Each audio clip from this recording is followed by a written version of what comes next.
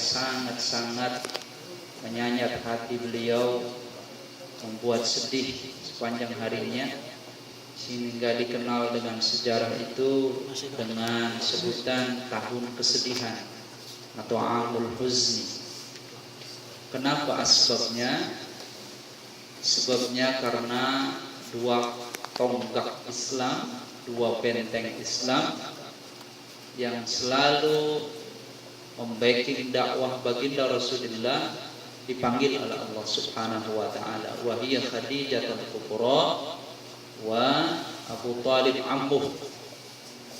Istri beliau adalah Khadijah, dan yang dipanggil berikutnya adalah paman beliau Abu Talib.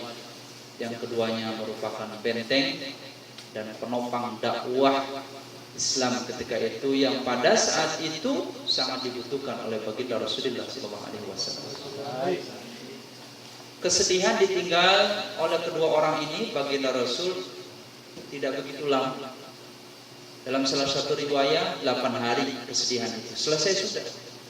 Tapi kesedihan yang berkepanjangan oleh baginda Rasul dan selalu baginda Rasul berdoa dalam setiap sholatnya adalah kesedihan ketika pamannya meninggal, sementara meninggal belum memeluk Islam, belum mendapat hidayah dari Allah Subhanahu wa taala.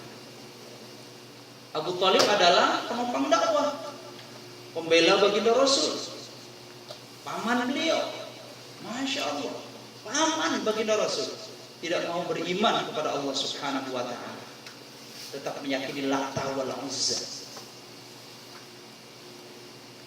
Ini maknanya apa, saudaraku? Hidayah ternyata adalah hak miliknya Allah Subhanahu wa taala. Yahdillahu may yasha. Adalah Allah memberikan hidayah terhadap orang yang Ia kehendaki. Sungguh beruntung orang yang bisa hadir di sini, kesombongannya hilang. Kenapa saya katakan kesombongannya hilang? Kan banyak yang sombong. Orang-orang di luaran sana. Ngapain kamu sholat yang dibicarakan juga itu saja? Klik aja ke YouTube, banyak ceramah enak-enak, lucu lagi. Zahid Anwar, Anwar Zahid, banyak. Subhanallah, yang lucu, yang guyon. Ya, subhanallah. Tinggal klik aja, sudah materinya luas. Ya enggak? Banyak yang sombong. Yang lagi juga itu juga, sama-sama TKI. Ya waqiah lagi, khotbil Quran lagi. Itu kibriya namanya. Sombong. Awas, kalau ada hati kecil seperti itu, satu titik Allah khatam. Khatam sini bukan berarti cincin, tapi Allah akan sedikit tutupi, sedikit aja. Nah, kalau tutupi menghina, batul haki. Ngapain juga? Mendingan juga kita ke Bang Nore enak. Nah itu, subhanallah. Jadi itu, teman-teman sekalian. Tutupin dikit tutupin, udah jadi hitam semua, jadi nggak mengenal. Maka beruntung seorang penyanyi terkenal dari Sheila on Seven, siapa itu namanya? Sakti, masya Allah. Asbabnya gampang saja, di bandara baca buku tentang alamul kubur. Masya Allah. Asbab itulah hidayah. Ya, Kang Rosi tadi cerita, di sini baru 2 tahun. Di luarnya udah berapa tahun?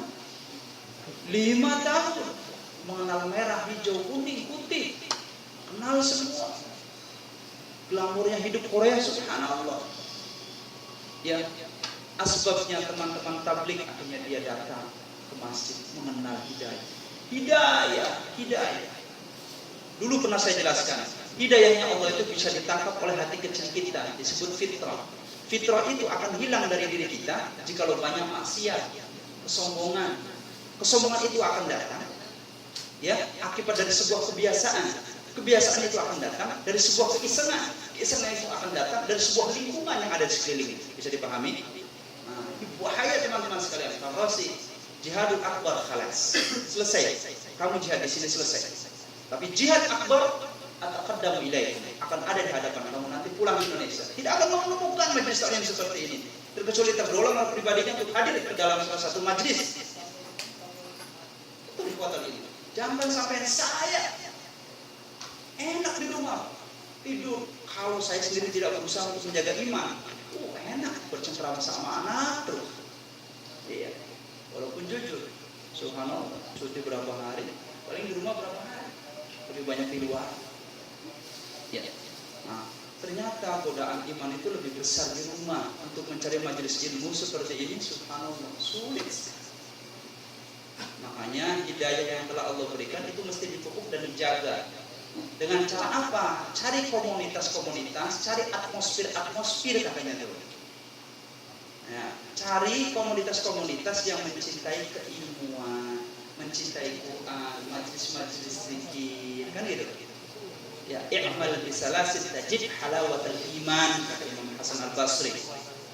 Jagalah, carilah, ya, goleti, carilah 3 tempat di mana bisa membuat iman kamu itu nyaman, ibadah jadi enak. Pertama, halaqah ilmu. Yang kedua, halaqah zikir. Yang ketiga, halaqah Quran.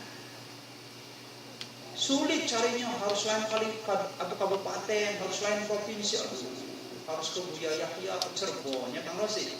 Harus ke siapa lagi? Habib Lutfi ke Pekalongan, jauh ya sudah. Kita bikin kecil-kecilan. Ya teman-teman yang lagi galau kita deketin, ngobrol. Sudahlah, nggak usah galau, kembali aja ke Al-Quran. Kita biayai dia datang ke rumah, kita ngaji Yasin apa gitu. Bikin komunitas kecil gitu. Sesaat undang ustaz kampung untuk sama-sama memimpin majelis yasinan kita, apa saja. Itulah ya cara kita menjaga iman. Ya. Karena penyakit iman itu disebut dalam ilmu tasawuf al-futur. Futur itu satu makanan yang sangat nikmat. Ya, jadi iman ini penyakitnya futur. Futur itu diantaranya adalah asyukmu, jenuh, stagnasi. Ya, saya bisa lihat wajah-wajah yang jenuh mana. Bisa lihat kepokoh baik tinggalnya di masjid ini. Ya, sehingga jenuh nggak jenuh, dia tetap harus ikut acara seperti ini. Gitu ya. Iya betul teman-teman. Ini penyakit iman itu pertama jenuh. Jenuh dengan rutinitas, jenuh dengan duha, jenuh dengan baca Quran, jenuh dengan kajian, jenuh dan jenuh, semuanya jenuh. Itu penyakit dari syaitan pertama sekali. Yang busi lewat otak kita, lewat pikiran kita, lewat hati kita, kejenuhan. Malas jadi. Dan itu pun sama dialami oleh saya. Ulang-ulang hafal itu jenuh, capek.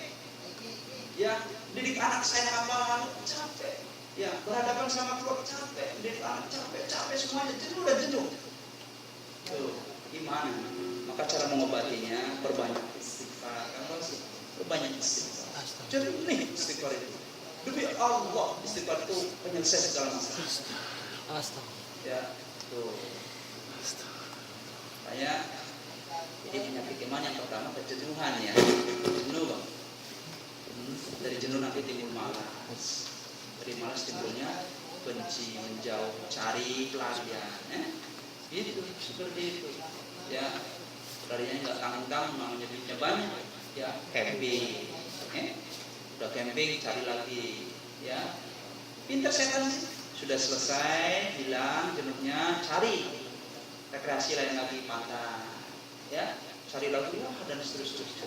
Nanti dia akan merasa terkala uang itu semakin menipis. Baru kembali lagi kepada zikir lagi, majlis lagi, ngadu lagi sama Allah. Gitu. Itu tabiat iman kita seperti itu. Ya kan? Itu pun dialami oleh Abu Bakar dengan Hanzalah yang dulu pernah diceritakan itu ya. Dua sahabat Nabi. Abu Bakar kayak apa imannya? Tetap aja kalau kembali kepada keluarganya menipis imannya. Gimana kayak kita? Gitu teman-teman sekalian. Alhamdulillah belum materi sudah jam 10. Ini gimana nih kesepakatannya? Dilanjut atau tidak? Ini durasi 2 jam setengah ini.